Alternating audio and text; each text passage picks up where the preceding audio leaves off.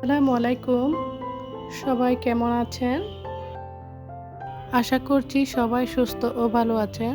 আমিও আলহামদুলিল্লাহ আল্লাহর অশেষ রহমতে সুস্থ ও ভালো আছি। সবার সুস্থতা কামনায় শুরু করছি আমার আজকের ভিডিও। অফ ক্যামেরায় নাস্তা সেরে নিয়েছি পাউরুটি দিয়ে। আজকে চিন্তা আছে ডাইনিং রুমটা ক্লিন করার, সুন্দরভাবে গুছিয়ে নেওয়ার। তো সেজন্য নাস্তাটা কম সময়ের মধ্যে করে নেওয়ার চেষ্টা করেছি।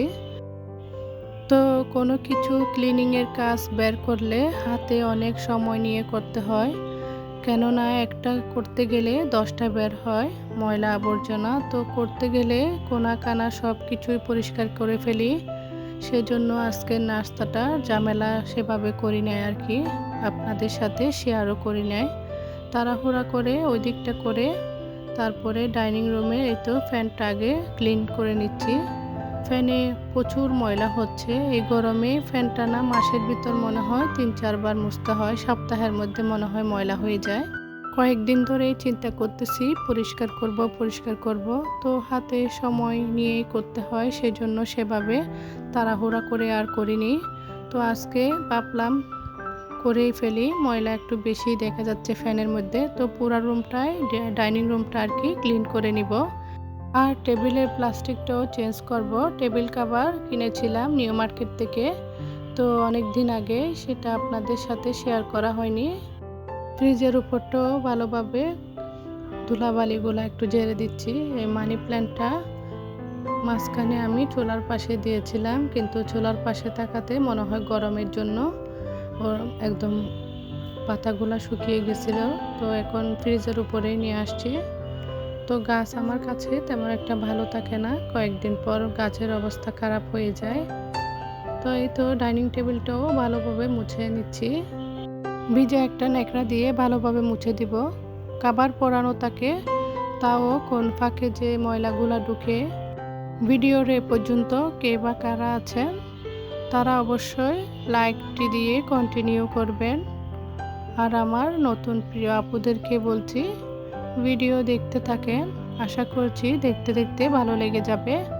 আর ভালো লাগলে লাইক এবং সাবস্ক্রাইব করে আমার পাশেই থেকে যাবেন। তো এই তো কভারটা বের করে নিয়েছি। 3D প্রিন্টের এই কভারগুলো অনেক আগে বের হয়েছে, তখন নিয়েছিলাম। আর এরই মধ্যে আরও একটা নতুন কভার নিয়েছি, তো এটা আপনাদের সাথে শেয়ার করে নিই। নিউ মার্কেট থেকে অনেক কিছু শপিং করেছিলাম, আপনাদের সাথে কোনো এক সময় শেয়ার করব। তো ভিডিও অনেক লং হয়ে যাবে, সেজন্য আর আজকে শেয়ার করতেছি না। আমরা মেয়েরা যারা সাংসারিক, তারা গুছিয়ে কাজ করতে এবং সংসারকে পরিপাটি করে রাখতে ভালোবাসি। আর ডাইনিং টেবিলের এই ছোট্ট একটা পরিবর্তনের মাঝে আমার পুরো ডাইনিং রুমটায় লুকই চেঞ্জ হয়ে গেছে।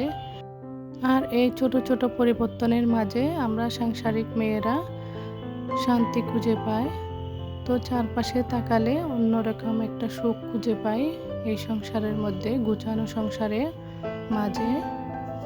যতক্ষণ পর্যন্ত ঘরটা গুছানো থাকবে না, ততক্ষণ পর্যন্ত মাথার মধ্যে একটা অন্যরকম টেনশন কাজ করে। জিয়া উদ্যান থেকে এই শো পিসটা নিয়েছিলাম, সো বলতেছি এটা দিয়ে একটু সাজিয়ে নিই। তো নতুন কিছু দিয়ে সাজাতে ভালোই লাগে, তো তখন সেই জায়গাটাতে মন চায়। আর অনেক দিন এক জায়গায় একই জিনিস রাখলে সেই জায়গাটা আর দেখতে ভালো লাগে না। যখন আমরা এটাকে ঘুরিয়ে ফিরিয়ে অন্য জায়গায় দিই তখন ভালোই লাগে। আর এই বড় বড় কলাগুলো আপনাদের ভাইয়া নিয়ে আসছে। তো আপনাদের ভাইয়াকে বলতেছি, ছেলেরা একটা কলা পুরাটাই শেষ করতে পারে না, একদম মানে বিরক্ত লাগে। অর্ধেক যখন রেখে দেয় অর্ধেক ফেলেও দিতে হয়, কলা রাখলে কালো হয়ে যায়, সেটা আর খেতে চায় না। তো আপনাদের ভাইয়া বলতেছে এই কলাটা অনেক মজা, তো সেজন্য নিয়ে আসছে। তো নিউ মার্কেট থেকে একটা ফ্রেমও নিয়ে আসছিলাম, তো সেটা একটু লাগিয়ে দিচ্ছি। যখন সাজাচ্ছি তখন মনে হচ্ছে এদিকটা একটু কিছু দিলে ভালো লাগবে, ওই দিকটা একটু এরকম করে সাজালে ভালো লাগবে, সে চিন্তায় শুধু ঘুরপাক খাচ্ছে। তো পুরাটাই সাজিয়ে নিছি। এই তো আমি ফ্রেমটাও দেওয়ালের মধ্যে লাগিয়ে দিছি। 150 টাকা নিছে এই ফ্রেমটা।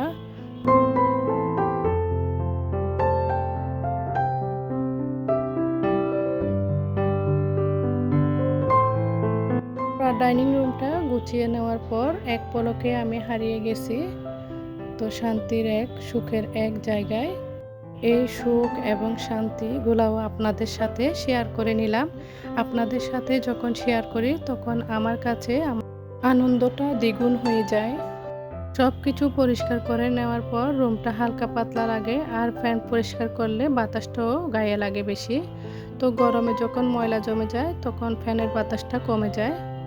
আর বলা হয়নি, নিউ মার্কেটে যখন গিয়েছিলাম আমরা, তখন সেদিন মঙ্গলবার ছিল আর কি। মঙ্গলবারে নাকি নিউ মার্কেট বন্ধ। আমি জানতাম না, আমি সেভাবে নিউ মার্কেট যাই না।